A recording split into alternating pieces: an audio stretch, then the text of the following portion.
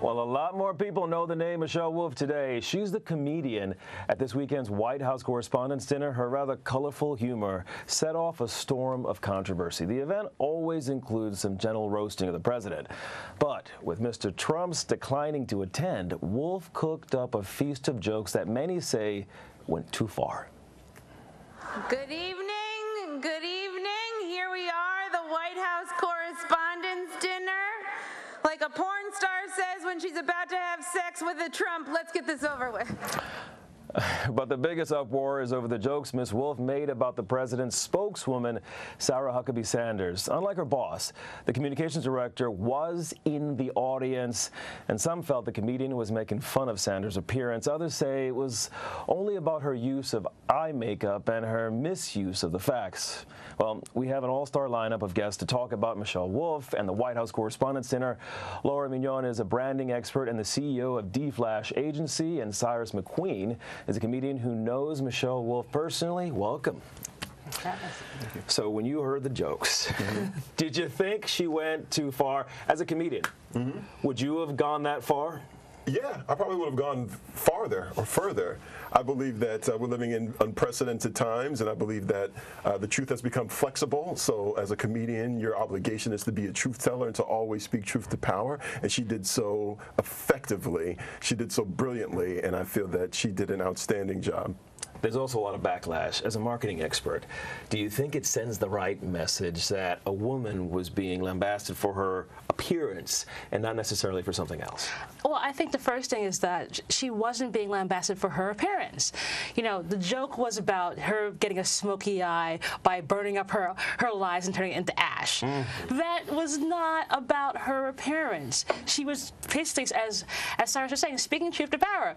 Sarah Huckabee Sanders is known to lie when she's up at the White House press briefing, and so she's doing what she's supposed to be doing. Like, you know, Michelle Wolff was hired to be a comedian at the dinner. If you didn't want her to roast people, then you shouldn't have hired her. Do your homework. Do your research about her. I concur. You concur. Let's hear a little bit more about that. We have a little clip from her performance. Okay.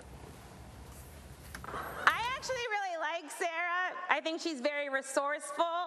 Like, she burns facts, and then she uses that ash to create a perfect smoky eye.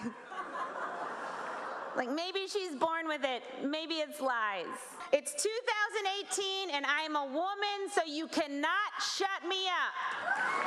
Unless you have Michael Cohen wire me $130,000.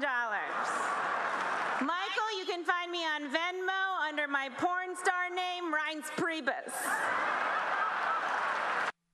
It was pretty difficult to watch her almost squirm as they targeted her. Now, the president has a history of comments that he's made that have been perceived as derogatory towards women. Do you think this is an extension of that? What do you think? No. No, I believe these are jokes. I believe that a comedian is neither an elected official or a journalist in that capacity, and I believe that our president is a joke. Comedians tell jokes. Therein lies the difference. I believe that she was doing her duty as a comedian and holding a mirror up to who I believe is a very ugly person on the inside. I believe it was misconstrued because she is so ugly internally that they assumed she was talking about her physical appearance, which, I mean, I'll leave that up to anybody else to make their own determination on that. So some people are now saying that because it appeared that she was being ganged up on, that she's going to get a lot more goodwill, that people are going to be more receptive to her. You think that's true? Highly unlikely. I think, you know, again, she was, as Cyrus was saying, it's a reflection of what she does. Like, she goes up there and she's very dismissive and rude and abusive to a number of reporters, including April Ryan, for example. She's routinely dismissive to April Ryan, and that's just putting it nicely. And you don't hear, and I didn't hear anyone saying anything about what she's done to April Ryan. But now we're supposed to be, oh my gosh, poor Sarah Huckabee Sanders. Like, listen, when you sit at a roast, you're going to be roasted. The expectation is that you can take a joke. Now, well, here's what I'll give her credit for. At least she was able to sit there and be there, unlike her boss, who didn't show up. The coward in chief. Oh my, you went out there for it. Yeah. Now there are some, the Twitter sphere is lighting up. We have Mika Brzezinski. She tweeted, "Watching a wife and mother be humiliated on national television for her looks is deplorable.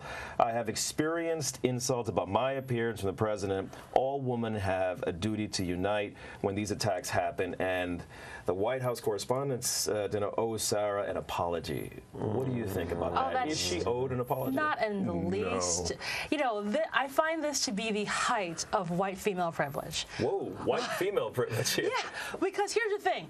Why on earth, what does her being a wife and a mother have to do with her being a press secretary?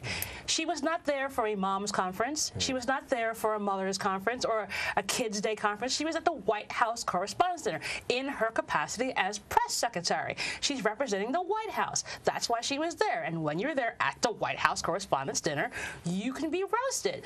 Now, it's interesting to me that Mika Brzezinski is complaining about what happened to Sarah Huckabee Sanders, but again, if you see April Ryan, what's happened with Maxine Waters, with Frederica Wilson months ago, where was her standing up for saying as a wife, a mother, and a grandmother, I hate how she's being treated? Didn't happen. And let's be fair, I think Mika Brzezinski had more of an issue with the fact that Michelle Wolff had a joke directed directly at her and her husband about when Me Too actually works out, and basically highlighting their inner office romance that blossomed into whatever the hell you want to call it is now. So she can't take a joke, which sucks on her part. I mean, let's call it what it is. You were upset that you got roasted yourself by a talented, fearless comedian. And so Mika Brzezinski, she could take 1,000 seats. She could take 1,000. She could take a stadium. Brother, she could take a stadium full of them. Pick one. Take it. But can a comedian go too far, Cyrus? Can a comedian go too far? Yes, theoretically. But in this instance, with I call him Wreck-It Ralph, with this assault on everything that we know to be true and beautiful in this world, somebody who's so callous and so careless with the truth and so heinous when it comes to trying to split families apart, not to mention his, pretty awful opinions of African Americans, the fact that he hasn't even called James Shaw up to congratulate him or to, bestow him any sort of like freedom medal of something of the sort. The fact that he has selective memory when it comes to people hurting people's feelings is, it's something I'm not buying. But if we could talk about her here, isn't she just doing her job? Who, Michelle? Yeah. Well, that's the thing. No, we're talking about Sarah, though. Isn't she just doing her job? No, because the job of the press secretary is to represent the White House in a truthful manner. And I think there's been a truth meter that she similarly has told over 1,000 lies standing at that podium where she's supposed to be representing the White House and giving us truth to power. But she's not doing that. So, it's similar. It is sort of the ugliness that she's reflecting when she says, this is what she's doing. And what Michelle was doing was calling out the truth. There was nothing that she said what was a lie. Like, she does this all the time. They tried to elect a known pedophile. But Michelle Wolff is offensive? Seriously. I remember when they posed the question to her, April Ryan, the one and only, and Sarah Huckabee Sanders says, we want to leave that to states issues. We believe in the voters of Alabama to make that determination. That, to me, is callous and ignorant and offensive. So nothing a comedian can say will ever reach that sort of level of depravity in my eyes. And to clarify, you're referring to the senator who lost the race in Alabama. In Alabama, yes. Or more recently, you have the Starbucks issue where it was like, well, that's a local matter. It's like, again, where generally, in history's past, the press secretary's job was to essentially say what the White House feels about what's happening in the world and give real statements and honesty. And when you now look what happens when she gives those very short briefings, where she's very short with everyone who's there, you don't get that. You have to say, well, let's fact check her because she's probably not giving us the whole story, or it's half truths, or her response is flippant. So again, basically what Michelle was doing was saying, I'm holding a mirror up to what these people do by reflecting it right back to them. Reflecting it right back to them. 10 seconds. What was the funniest thing in your view? The funniest thing to me, I think the clips that you just played, maybe she's born with it, maybe it's lies. The eyeshadow bit, that was great. And also the fact that she ended with, Flint still doesn't have clean water. Like, look at your tables. Everybody in here is one up on the people in this country who aren't even, capable of drinking clean water. It's like, come on. Thank you so much for joining us. We have Cyrus McQueen and Laura Mignott. Thank you so much. Thank you.